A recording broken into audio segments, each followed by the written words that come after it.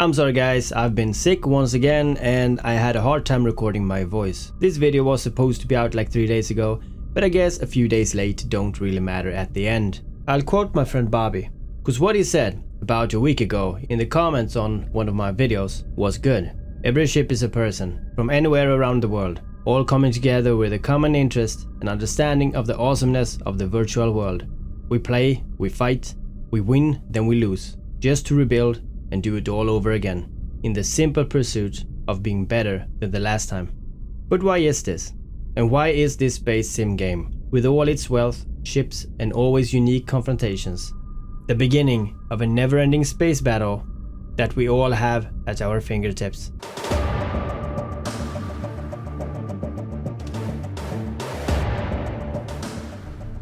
Now, do I have to introduce the game in the most boring way before getting into the fun parts? I guess I kinda need to, or I will see in the comment that I should have done it. So let the boring part commence. EVE Echoes is a next-gen mobile spaceship MMO game based upon the hallmark of EVE Online. It launched in August 2020 and it's a real-time one-server space adventure where you, the capsuleer, is immortal in the sense that we upload our conscious to a databank.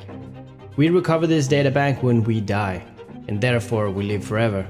You collect chips and replace the lost chips or build ships to sell to others. You collect minerals from mighty asteroid belts or hunt down pirate NPCs for the interstellar space credit that we call money.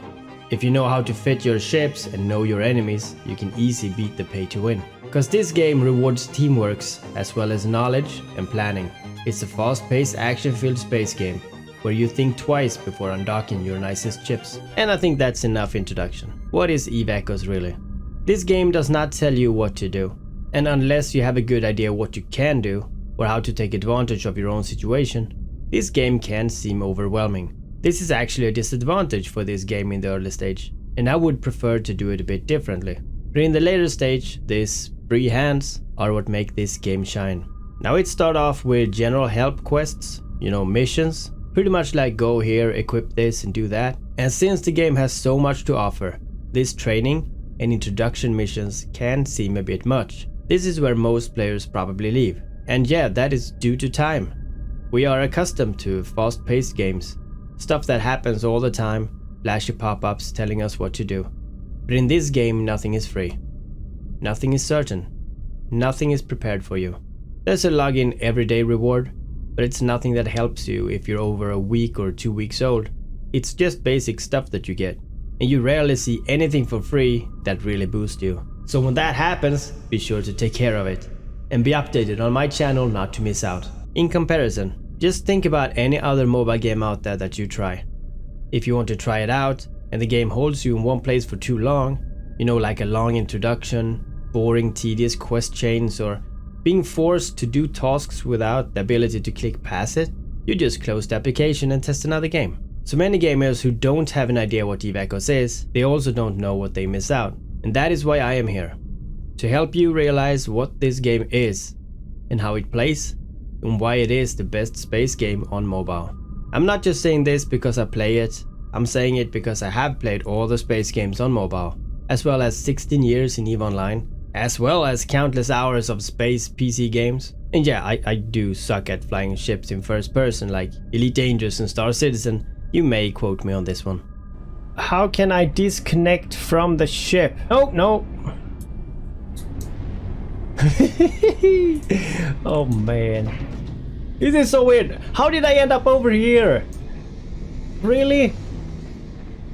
What is going on? Yep, this is fucking not good. I landed. But if you want to find a huge space game where you can develop and grow, build friendships and go on adventures, that has the risk of losing what you bring in order to take more back home to your hangars, high risk, high reward, then EVE Echoes is for you. You will, after a few introduction missions, be stranded at a station. This station is in a system that has a planet or planets and a sun. Connecting to other systems are stargates that you can freely use to navigate through this universe and visit all the 3,800 systems, and more will be added. The systems are graded from 1.0 security to -1.0, but also in colors from blue, green, yellow, orange and red. When you start the game, you should be aware that all the blue, green and yellow systems are perfectly safe from other players, and you can do almost anything in those systems. If you want to venture to harder content, then the orange and the red are the ones with generally more value in terms of minerals and pirates' bounties, but not necessarily. The red areas are what's called the null security space, and much of these areas and regions is owned by players. Even if the game is perfectly fine to play solo, that's actually what I do most of the time, the game is made to be played with others. You will be prompted to join a corporation quite early, and you should do that, but always be on the lookout for your real home.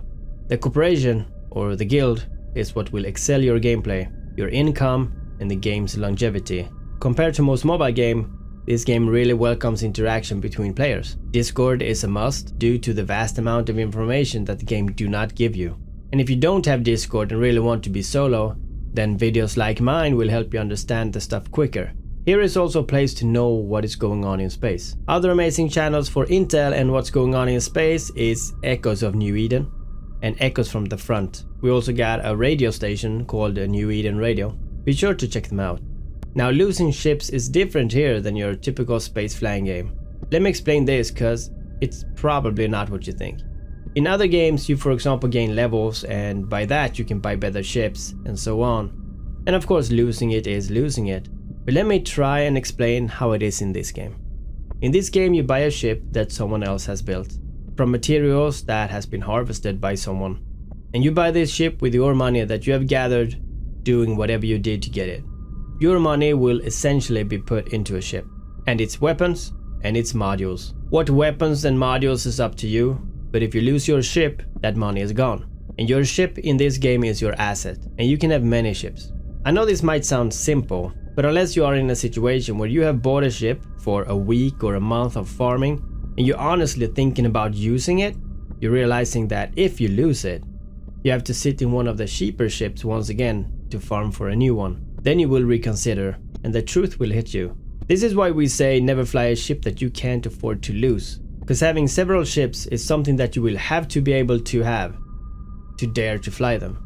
And since no ship in EVE Echoes is the best, no ship can beat all others, and all the ships generally are best at doing their own task. And even though there's a ton to choose from, and more ways to fit them all in your own way, even more ships will be added. Your ships in EVE Echoes is who you are. Similar ships in space are different in different hands. EVE Echoes is a game that revolves around ships and friends. You could say friendship. But your character needs to be able to fly the ships of your choice. And here's where skills comes into play. There are 3 types of skills. You got your personal skills. That is arguably the most important one. If you know how to handle your ships in different situations, fit the ships for your purpose, then you will be a lot better off than others who do not know. There is also trainable ship skills. This is skills or books that your character read in real time to even be able to fly the ships and actually do stuff in the game. And these skills should be trained at all time, and they also train when you're offline. You can place several skills in a queue, and that's what's called our skilling queue. Then we got the tech tree. It's a good idea from NetEase that unfortunately been implemented really bad. This is the overall trainable skills that you have accumulated total. The more skills you get trained, the higher tech you got.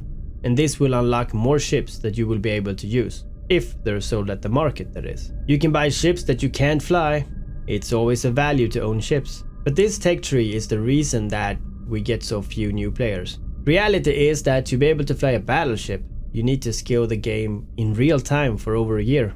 That's a long commitment for players to even try a ship of that kind. So only a few who try this game will realize the dedication it kinda takes to play the game with smaller ships first. Which in itself is very healthy, since it's a game that you learn that way, and losses will not be that expensive. But I have to add here that developers have a few solutions for the tech tree that will help new players to fly bigger ships faster.